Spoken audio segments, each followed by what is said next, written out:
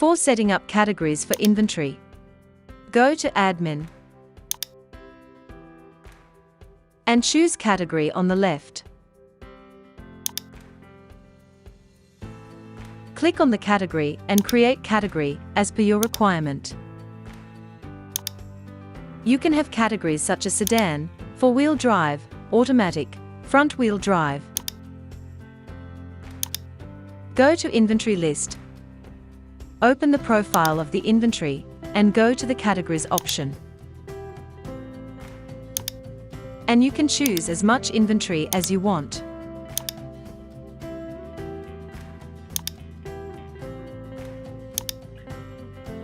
Once categories applied, you can use the vehicle in the booking with the help of filter.